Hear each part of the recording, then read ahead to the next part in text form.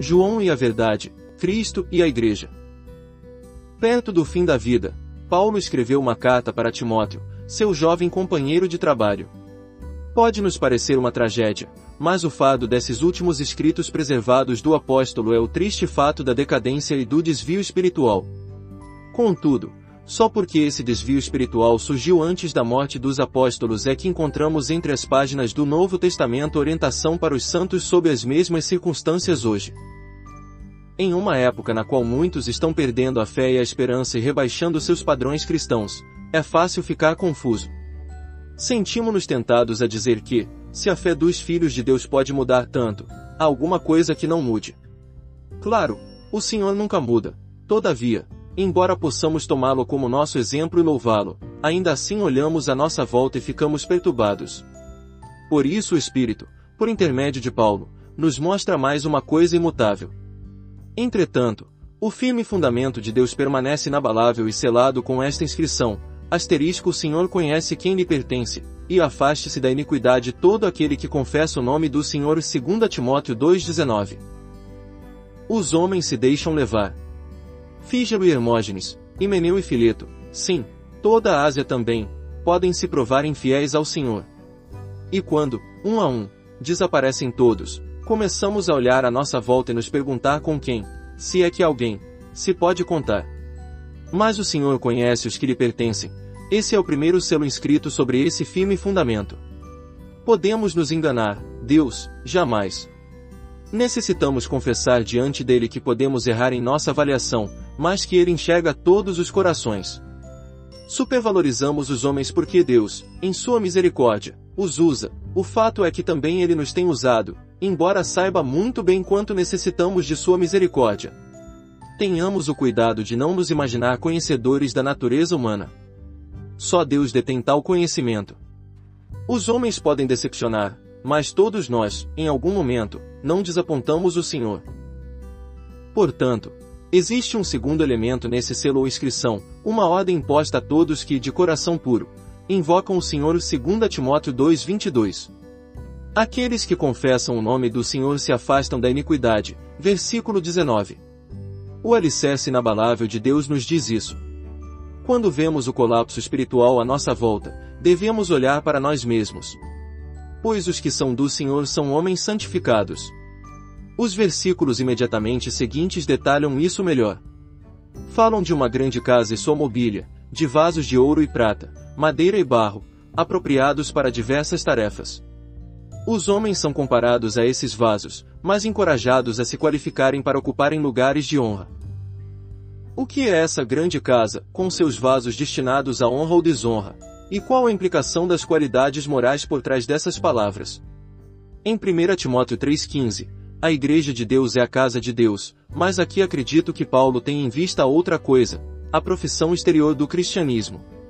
A Igreja do Deus vivo jamais poderia ser uma ruína, jamais poderia se degenerar nessa grande casa, com tantos elementos misturados. No entanto, o testemunho exterior da Igreja pode, ai de mim, estar em ruínas em qualquer momento particular. O que distingue esses vasos? Observamos de pronto que só o material de que são feitos é específico, não sua função. Evidentemente, em conformidade com a construção da casa, o que já examinamos, de novo aqui o que conta não é a utilidade relativa, mas a qualidade dos materiais. Vasos de ouro e prata são menos práticos de usar do que mobília de madeira ou potes de barro, mas Deus não está discutindo conosco para o que eles serão usados, Ele está julgando a durabilidade dos valores que eles têm para si. Em um dia de decadência, Deus vê, além da mera utilidade, o valor intrínseco. Alguns gramas de ouro podem se igualar em valor a um salão inteiro cheio de bancos de madeira. Em termos espirituais, dois homens diferentes podem proferir palavras quase idênticas, mas o poder está não apenas no que dizem, está no que são. Balaão e Isaías falaram do reino, mas sabemos bem a qual dos dois recorreríamos em um momento de necessidade pessoal. O que prezamos em um dia no qual os valores estão decaindo? A madeira e o barro da inteligência e dos recursos mundanos, ou o ouro e a prata da origem e redenção divinas por meio da cruz? Muita coisa do cristianismo se tornou barata hoje, mas não existe atalho fácil para o valor espiritual. Pregar, orar, testemunhar podem não parecer difíceis, mas para que sejam valiosos custarão muito em anos e sangue na disciplina do tratamento divino. Vaso para a honra é o homem que espera o Espírito ensiná-lo e que, enquanto isso, não se envergonha de admitir que não sabe. Porque chegará o dia em que o verdadeiro caráter das coisas será posto à prova. Pregar, em tempo de desvio e confusão, pouco valor tem, a menos que os homens enxerguem Deus na pregação. Em um momento como esse, eles são capazes de dizer se o orador fala mesmo por inspiração de Deus sobre as coisas de que trata. O que ainda não o tocou profundamente, pouco poder terá de tocar outras pessoas aquele dia. Embora a ideia de um vaso dê a entender a criação de algo para algum fim, 2 Timóteo sugere circunstâncias em que faríamos bem se deixássemos nas mãos de Deus o destino dos vasos e nos preocupássemos acima de tudo com a qualidade deles. Se alguém se purificar dessas coisas, será vaso para a honra. 2 Timóteo 2:21. Seu servo João. Isso enfim nos traz ao discípulo amado. Em termos cronológicos e de modo geral, seus escritos se inserem depois dos de Paulo. Por isso, a contribuição mais marcante de João para a revelação neotestamentária é, como dissemos, a ênfase na recuperação.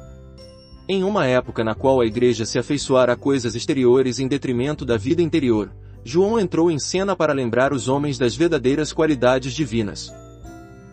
Ao ler o Evangelho de João inteiro, você não pode deixar de se impressionar com o fato de que o capítulo 1 é a chave para tudo o que se segue.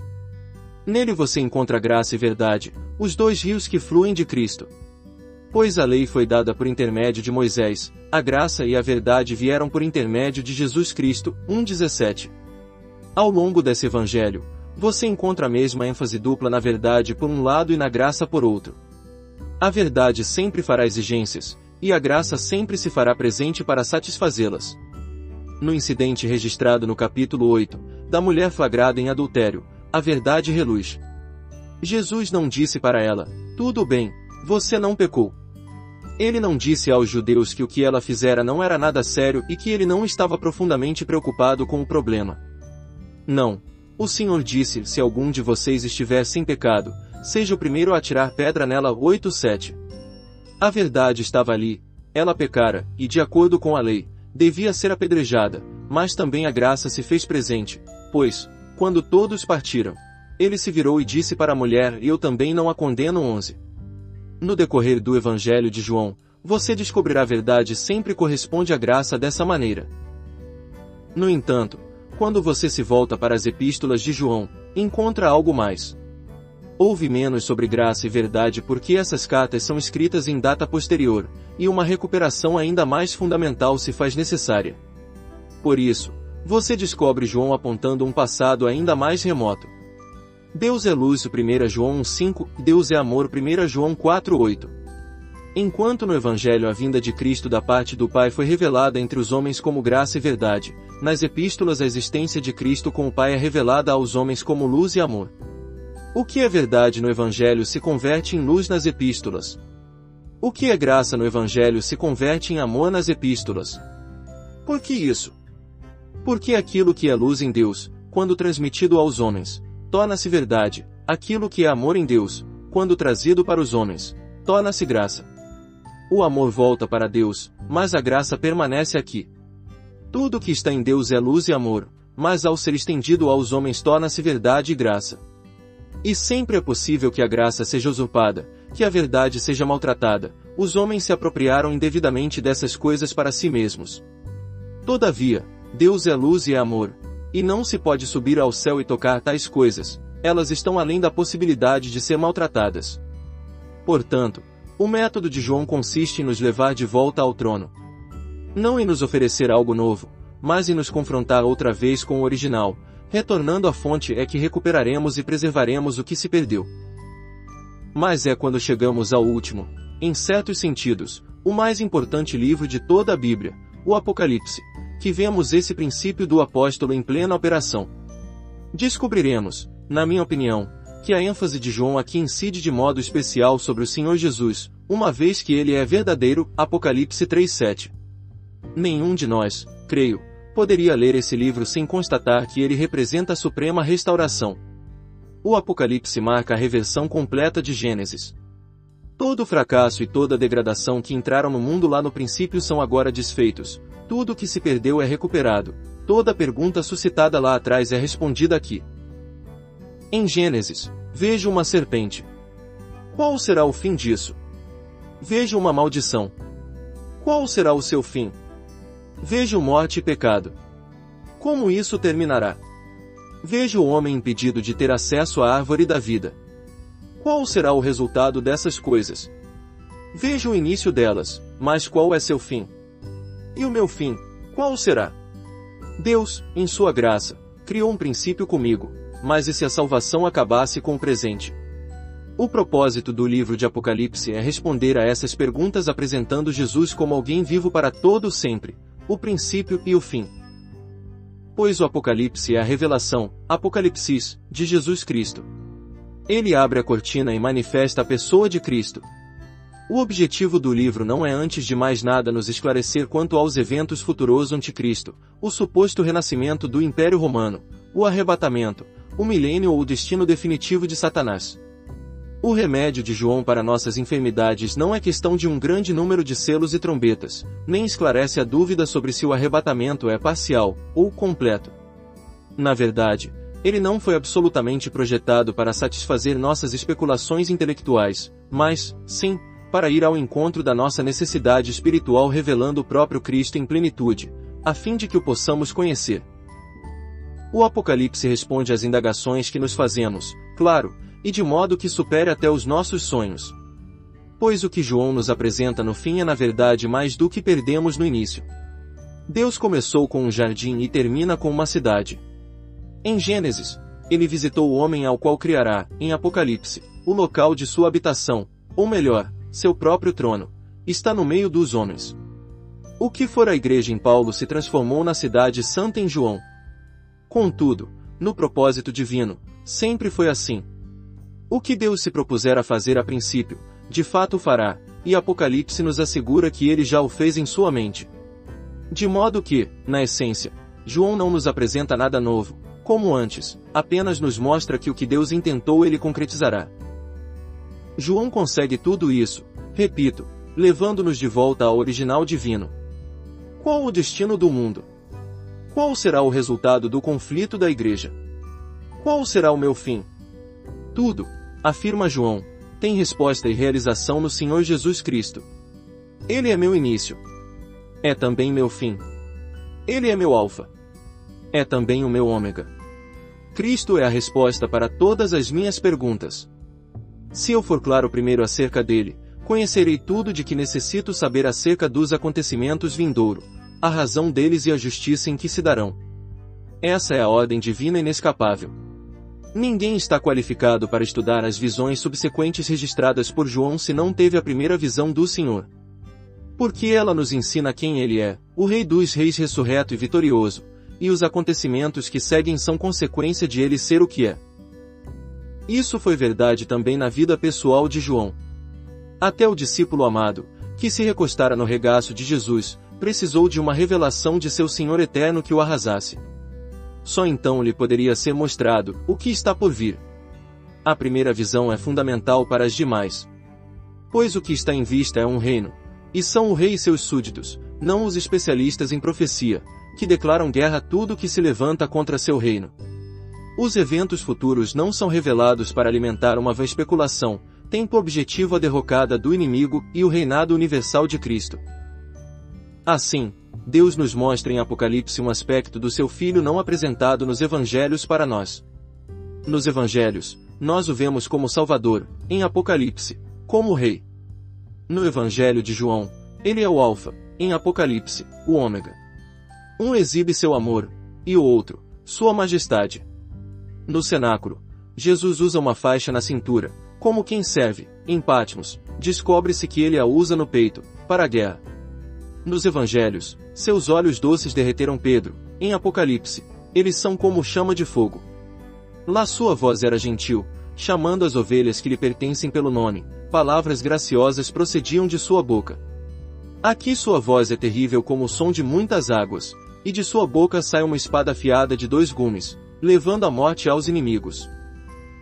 Não basta conhecer Jesus como Cordeiro de Deus e Salvador do mundo, precisamos conhecê-lo também como Cristo de Deus, o Rei de Deus, o Juiz de Deus. Ao vê-lo como Salvador, adorável, e nos inclinamos sobre seu peito. Ao vê-lo como monarca, dizemos, que terrível, e caímos prostrados a seus pés. A primeira situação resulta em ações de graças, a segunda, em adoração. Quase se poderia dizer que vê-lo agora como Rei é enxergar o outro Cristo, experimentar a outra salvação. Nós o contemplamos agora como a testemunha fiel e verdadeira, o fiador divino a garantir que, mesmo se os propósitos de Deus forem prejudicados, nunca poderão ser frustrados em caráter definitivo. Aquele que é verdadeiro. Ao estudar o livro de Apocalipse, precisamos ter o cuidado de não espiritualizar em demasia o que lemos. O novo céu e a nova terra de João são reais, não imaginários, e sua nova Jerusalém também, tão verdadeira quanto o Senhor ressurreto. A mania de espiritualizar tudo que é divino constitui recurso desesperado das pessoas sem contato com a realidade. Muita gente querida só acumula a verdade espiritual e profética, lamento informar, para com ela construir para si mesma um mundo irreal. Agir assim é fugir da realidade, tão certo como fazem aqueles que, como vimos antes, estão prontos hoje para viver na atmosfera espiritual de Efésios, mas querem evitar enfrentar o desafio prático de 1 Coríntios. Lembre-se, contudo, de que foi exatamente essa ilusão que se abateu sobre Laodiceia, possibilitando ao povo da cidade crer em uma mentira. A marca da maturidade espiritual será sempre que as coisas divinas se tornam reais para nós porque Cristo é real para nós. Nós o vemos como vida real, santidade real para ser franco, como a verdade, e uso verdade aqui em sentido muito diferente do anteriormente empregado, quando falei em verdade profética. Muitos confundem verdade e doutrina, mas as duas não são a mesma coisa. Doutrina é o que se diz na terra sobre a verdade eterna. Sei bem que nosso termo para verdade, em chinês é Shenli, grosso modo, doutrina da realidade, mas o significado grego na verdade é Shensenli, realidade sem doutrina. O Jesus que disse, e conhecerão a verdade, e João 8,32, personifica em si tudo que é verdadeiro, vê Apocalipse 3,7, 1 João 5,20, e assim deveríamos conhecê-lo. A verdade está em Jesus, Efésios 4,21, e como a graça, veio por intermédio de Jesus Cristo, João 1,17. Damos as boas-vindas à sua graça, mas conhecemos sua verdade. A graça veio até nós em um ato histórico quando Jesus se entregou na cruz, em nada menor a certeza de que a verdade está intimamente ligada à sua pessoa e obra, não se tratando apenas de algo expresso em sua pregação. Portanto, se a graça se estende até nós hoje, a verdade deveria com idêntica certeza também se estender até nós e nos envolver. A nós que, por meio da fé nessa obra terminada, agora nos encontramos unidos com Cristo. Todavia, conquanto muitos o conheçam como o caminho e a vida, na realidade bem poucos o conhecem hoje como a verdade. É uma deficiência séria, pois a verdade, como dissemos, é a realidade. Antes de Jesus e a parte dele, não existe realidade alguma. E podemos entrar na verdade, se quisermos, porque sua obra completa permanece para nós hoje o que há de mais verdadeiro no mundo. O que somos diante de Deus, somos em realidade por causa do que ele fez. Isso tem importante relevância em nossa experiência prática. Minha dificuldade teórica é sempre esta: o que sou diante de Deus, comparado com o que sou aqui, revela com demasiada frequência que muita coisa está errada. Que a obra de Cristo me tornou é uma coisa, mas o que experimento na terra toda hora parece contradizer essa verdade. Como soluciono tamanha discrepância? Como vivo de modo que minha conduta expresse com coerência aqui o que sei ser verdade lá? Preciso enxergar que o que Deus me fez ser nele, por intermédio da obra de Cristo, é a realidade e o alicerce de toda a minha verdadeira experiência cristã. Nada mais ocupa essa posição. Aquilo em que me tornei em virtude de estar em Cristo é a verdade eterna. Meu único defeito será ficar remoendo meus sentimentos e experiências, minhas lutas e fracassos, minhas apreensões e esperanças, em vez de concentrar minha fé naquele que é verdadeiro. Tudo gira em torno dele. No coração das Escrituras, vemos Cristo na cruz, fomos incluídos em sua morte, e quando Cristo ressuscitou, nós ressuscitamos com ele, membros do seu corpo. João o revela para nós como é hoje, e louvado seja Deus, sua ascensão e glória são nossas. Mas de onde extraímos a certeza dessas coisas? Não dos nossos sentimentos, mas da realidade da pessoa e obra de Cristo. O que ele fez é o local de descanso da nossa fé. Não são os nossos sentimentos, nem nosso conhecimento, que nos liberta, mas a verdade. João 8,32 nos mostra que, enquanto não enxergarmos essas coisas, permaneceremos escravizados. Todavia, por ser real o que nos tornamos em Cristo, e por ser a verdade o que nos tornamos nele, a simples descoberta dessas realidades abre caminho para que elas, por sua natureza, ponham um fim em nossa escravidão. Esse é o grande valor para nós da nova revelação de Jesus efetuada por João. Vista de um nível apenas humano, por exemplo, da perspectiva de um prisioneiro na ilha chamada Patmos, a vitória de Cristo difere mais da realidade do que quase qualquer coisa em que somos capazes de pensar. Assim era na época e continua sendo hoje. Olhamos para os governos, a sociedade, o cristianismo exterior e vemos escravidão, opressão, frustração, tudo, menos liberdade.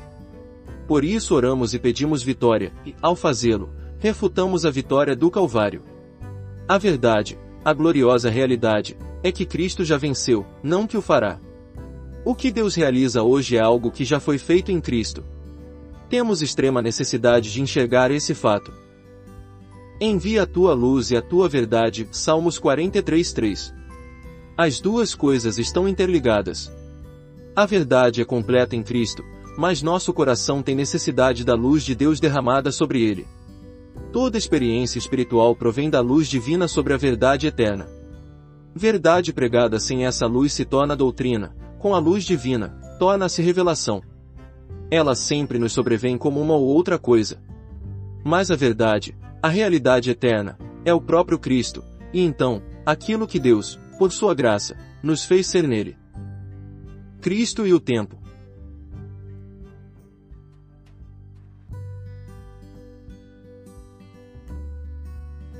A realidade espiritual conta com esta característica extraordinária: ela não tem marcas do tempo. O fator tempo se desvanece no instante em que você toca nessa realidade. Por exemplo, veja o caso da profecia. Do ponto de vista humano, existe uma coisa chamada profecia, mas do ponto de vista divino, não. Claro, lemos nas Escrituras: Tu és meu filho, eu hoje te gerei, Atos 13:33. Acontece que hoje com Deus é sempre. Nosso Senhor afirma ser o primeiro e o último, o Alfa e o Ômega, mas lembre-se, Ele é as duas coisas juntas, as duas coisas ao mesmo tempo. Ele não é o primeiro uma hora e outra hora o último, mas o primeiro e o último simultaneamente. Tampouco é o caso de, tendo sido o Alfa por algum tempo, mais tarde ele se tornar o Ômega.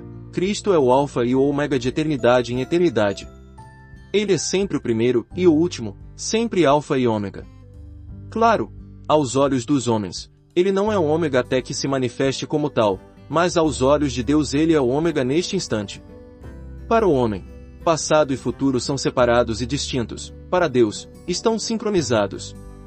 Para mim o eu de ontem difere do eu de hoje, e o eu de amanhã difere ainda mais. Jesus Cristo, no entanto, é o mesmo ontem e hoje e para sempre.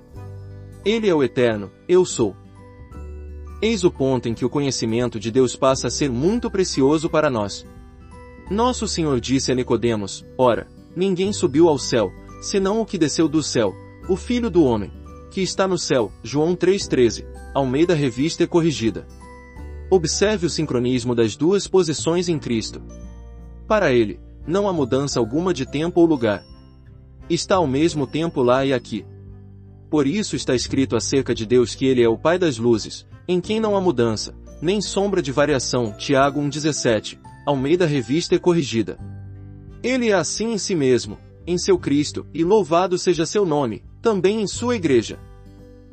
Já aconteceu de você encontrar a igreja descrita por Paulo em Efésios 1,18, em termos das riquezas da gloriosa herança dele nos santos.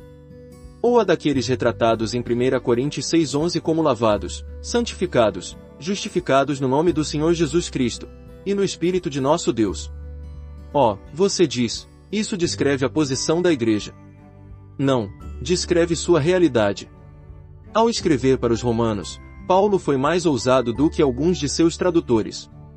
Ele disse chamados santos, ou santos por chamamento, mas acharam que corriam um risco grande demais traduzindo literalmente, razão pela qual preservaram o conceito que tinham das coisas espirituais vertendo para chamados para serem santos. 1:2. Se somos chamados apenas para sermos santos, quanto tempo teremos de ser antes de podermos ser de verdade? Louvado seja Deus, nós somos santos. A expressão traduzida por somos criação de Deus, Efésios 2:10, também poderia ficar assim, somos sua obra-prima. A igreja é o melhor que Deus pode produzir. Não há como melhorá-la. Olhamos ao nosso redor e vemos degradação em toda parte. Perguntamo-nos, onde a igreja vai parar? Pois vou dizer a você, ela não vai parar em lugar nenhum, ela já chegou lá. Não olhamos para o futuro tentando descobrir qual será seu objetivo, olhamos para o passado. Deus alcançou o seu fim em Cristo antes da fundação do mundo, e nós avançamos em sua companhia com base no que já é. Ao nos movermos à luz desse fato eterno, testemunhamos sua manifestação progressiva. O progresso cristão não tem a ver com o alcance de um padrão abstrato, ou com a luta feroz para atingir um propósito distante. Tem a ver com a contemplação do padrão divino. Progride-se espiritualmente descobrindo o que se é de fato, não tentando se converter no que se espera ser. Esse alvo você jamais alcançará, por maior que seja a sinceridade com que se esforce. Ao enxergar que está morto é que você morre, ao enxergar que ressuscitou é que você ressuscita, ao enxergar que é santo é que você se torna santo. Enxergar o fato consumado determina o caminho para a concretização desse fato. O fim é alcançado pela contemplação, não pelo desejo ou pelo trabalho. A única possibilidade de progresso espiritual está em descobrirmos a verdade conforme Deus a vê, a verdade em relação a Cristo, a verdade em relação a nós mesmos em Cristo, e a verdade em relação à Igreja, o corpo de Cristo. Em Romanos 8:30, Paulo nos diz que aqueles aos quais Deus predestinou Ele chamou, aqueles aos quais chamou Ele justificou, e aqueles aos quais justificou Ele glorificou. Portanto, de acordo com a palavra de Deus, todos que são chamados já foram glorificados. A meta foi alcançada. A igreja já chegou à glória. Oh, mas isso é difícil demais, você exclama. Claro que a igreja precisa ser purificada. Por favor, volte a Efésios 5 e me diga de novo como você explica a afirmação de que a igreja foi purificada pelo lavar da água mediante a palavra. 26. Muito bem. Mas, por gentileza, primeiro observe o contexto. Ele nos revela como o marido e a mulher deveriam agir. Da parte do marido, exige-se amor, da parte da mulher, submissão.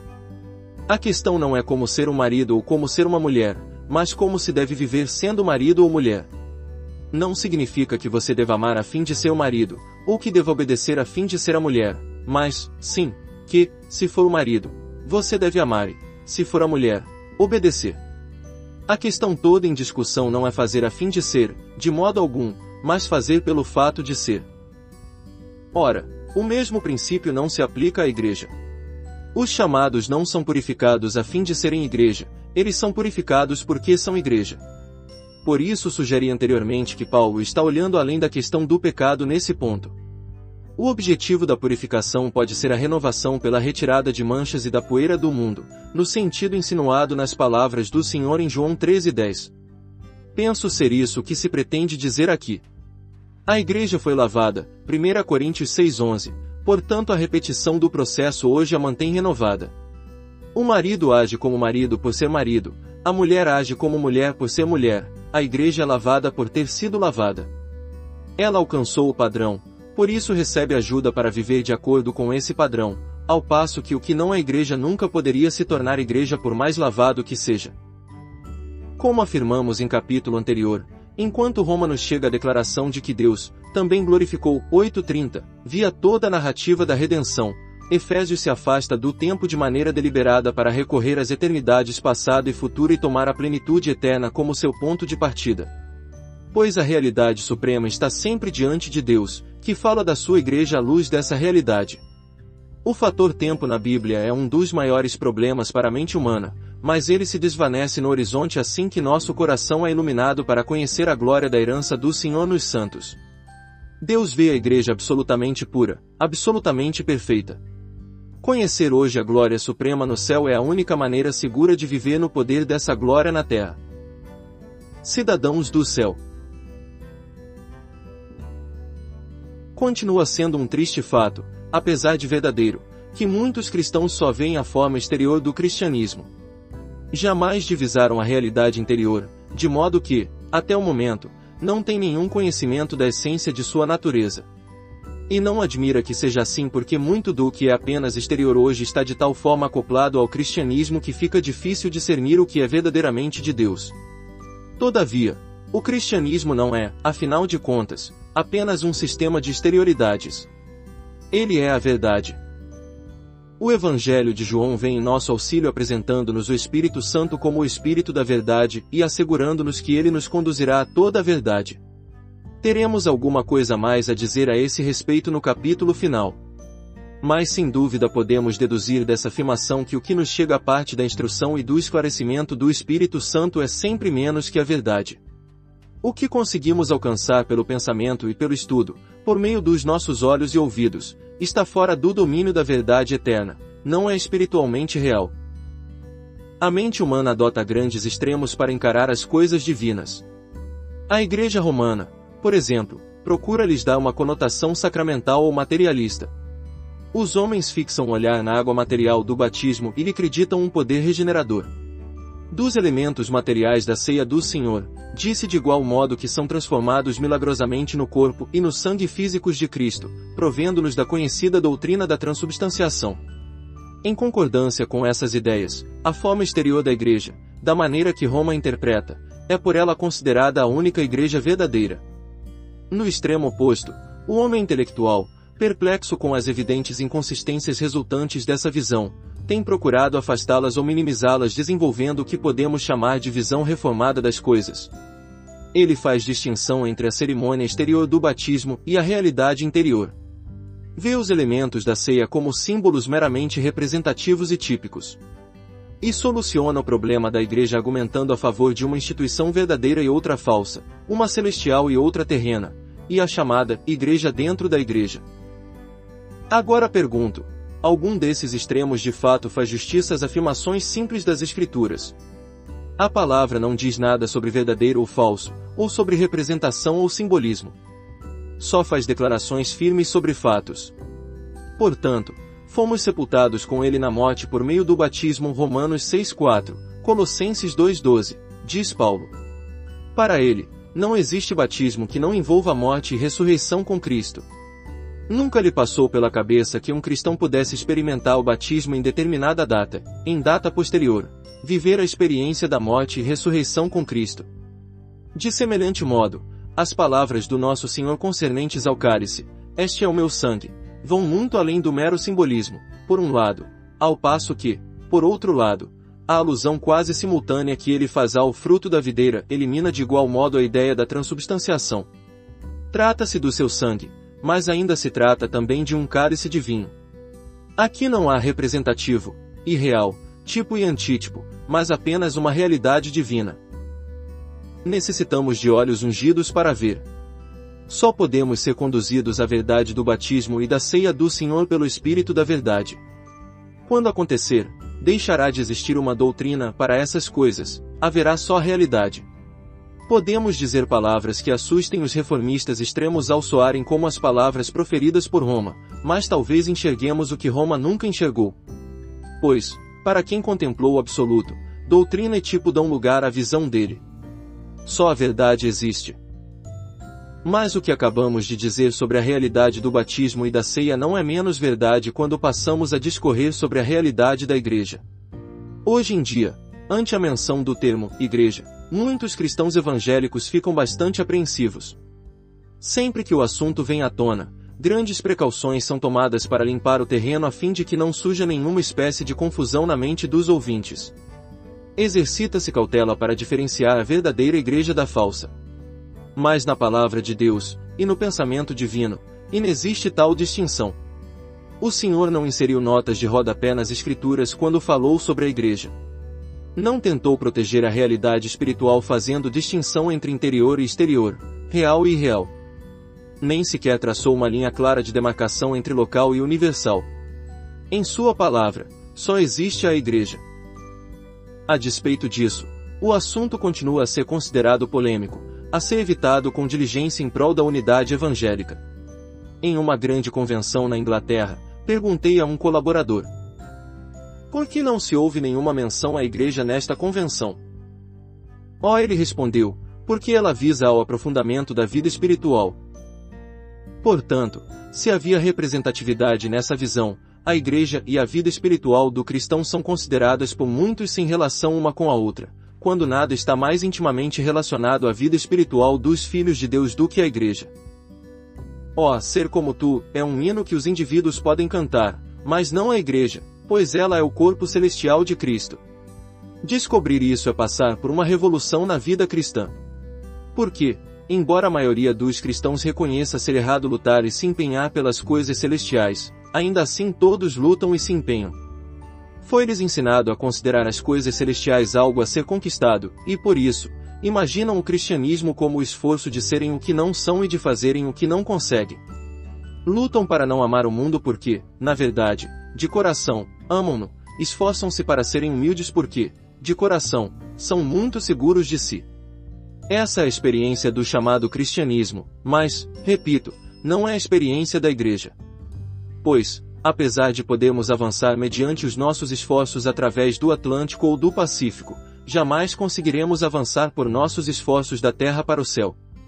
O céu não é um lugar que a Igreja atingirá em uma data futura. A Igreja está lá, e nunca esteve em nenhuma outra parte. O céu é tanto a origem quanto a residência da Igreja, portanto, não o seu destino. E, como a Igreja jamais conheceu outro território a não ser o céu, a questão do esforçar-se para alcançá-lo nunca surge para ela.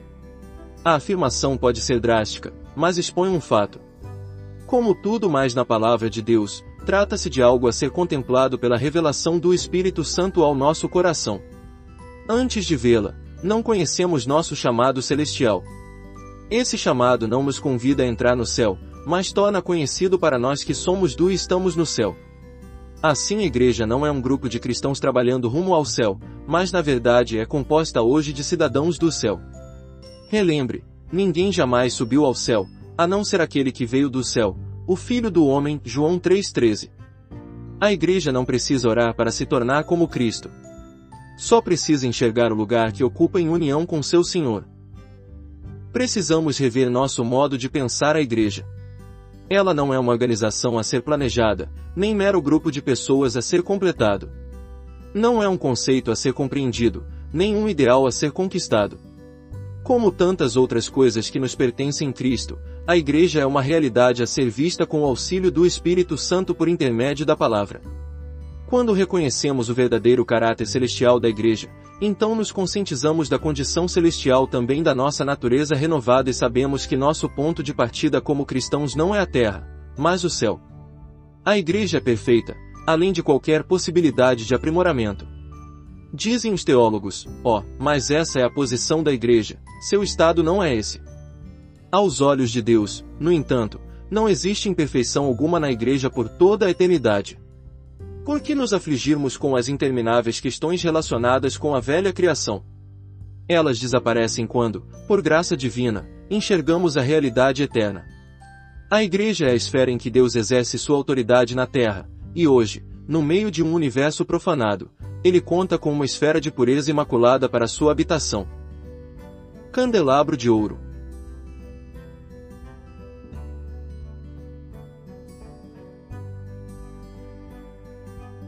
Como ficamos nervosos quando o assunto é a Igreja? Como relutamos em nos confiar a ela? Dizemos, e se a Igreja cometesse um erro? E se ela chegasse à conclusão errada? Mas o Senhor não fez provisões para fracassos de espécie alguma nesse caso. É como se, na mente dele, essa eventualidade não pudesse acontecer. Pensamos na igreja em Corinto como uma igreja muito abaixo do padrão, mas foi para ela que Paulo escreveu: vocês foram lavados, foram santificados, foram justificados. Nem mesmo em Roma ele vê Demas e Alexandre, o ferreiro, e tantos outros falsos irmãos constituindo algum tipo de igreja impostora, a ser diferenciada com toda a cautela da real. Em suas epístolas, Sempre que a menciona, Paulo fala da igreja como totalmente perfeita, sem inserir nenhuma adjetivação, no intuito de evitar mal-entendidos. Com João não é diferente. Em Apocalipse 2 e 3, vemos o Filho do Homem passando entre os candelabros e confirmando a responsabilidade individual de cada um. Nossos olhos, acompanhando os dele, detectam de pronto as muitas deficiências nas igrejas, mas já nos ocorreu que João em lugar nenhum faz distinção entre as igrejas que estão certas e as que estão erradas. Apesar da imperfeição delas, o apóstolo lhes escreve como o Senhor ainda as vê, ou seja, como os 7 candelabros de ouro, 2:1, 7 castiçais de ouro maciço. Aqueles para quem a realidade divina um dia começou a raiar, ela é a única que existe. Dizemos, do ponto de vista de Deus, a igreja deveria ser isso ou aquilo. Não, a igreja é isso ou aquilo. Ela é o que deveria ser do ponto de vista divino porque Cristo é. Enxergar a realidade eterna em Cristo é parar de fazer diferença entre o que a igreja é potencial e realmente. E a partir do momento em que o Senhor começa a abrir nossos olhos, não menosprezamos mais as pequenas coisas. Não dizemos mais, quando encontramos apenas um punhado de cristãos em algum lugar, que utilidade tem isso para Deus? São tão poucos os aqui presentes. Não reclamamos, só outro irmão me acompanha nesta cidade paga. Olhamos para Atos e deixamos de nos angustiar com a escassez de cristãos que, no capítulo 13, tomou decisões tão abrangentes, pois foi o que de fato se provaram ser. Paramos de pensar, havia uma representação inadequada da igreja naquele lugar, passos tão importantes como esses deveriam ter aguardado um concílio geral dos líderes da igreja. Não. Estamos satisfeitos que os que creem viram a realidade celestial e, por conseguinte, não se afligiram indevidamente com detalhes técnicos. E, quando enxergarmos a realidade da igreja como eles fizeram, então a reconheceremos em operação quando a encontrarmos por toda parte, ainda que seja em um pequeno grupo de cristãos destituídos de qualquer posição especial, como diriam os homens, como seus devidos representantes eleitos. Se eles estão de fato sujeitos em todas as coisas ao cabeça que é Cristo, e se estão fazendo muito não por si mesmos ou pela igreja, mas por Cristo, então o Espírito de Deus sempre lhes dará testemunho. Considere um caso extremo. Em Damasco, quando Ananias procurou Saulo, foi sozinho e sozinho impôs as mãos sobre ele. Que despropósito, você exclama. Bem ao contrário dos princípios do corpo. Sem dúvida, foi um ato independente. Nada disso. Ananias era só um discípulo, é verdade, mas um discípulo que se movia, como deve fazer um membro do corpo, sob a direção da cabeça, Cristo. E naquela hora os olhos do Senhor não estavam sobre Ananias apenas, mas também sobre o outro homem. Foi justo a ação de Ananias para com esse novo irmão que expressou com tanta clareza sua sujeição a Cristo. Nessas condições, quando ele se moveu, o corpo inteiro se moveu. Se você já foi conduzido à realidade eterna da igreja, talvez chegue o dia em que será chamado para falar e agir por toda a igreja. Acaso se recusará a fazê-lo quando isso acontecer? Um movimento da parte de um membro qualquer do corpo, submisso de verdade ao Espírito de Cristo, é um movimento do todo. Nessa hora, a vida dessa pessoa transcende todas as externalidades, pois os homens reconhecem que Deus se move por intermédio desse membro. As implicações de tudo isso são grandes. Não temos nada que ver as coisas por um viés materialista ou intelectual, ou seja, pelos olhos de Roma ou da Reforma, mas só do ponto de vista de Deus. O Senhor contempla 7 candelabros de ouro.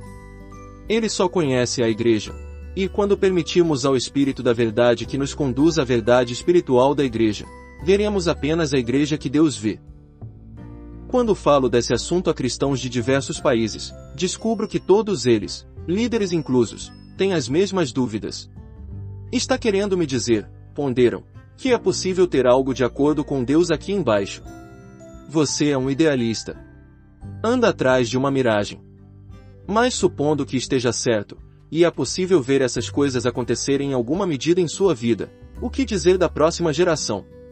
O que você experimenta hoje seguirá seu curso como tudo mais.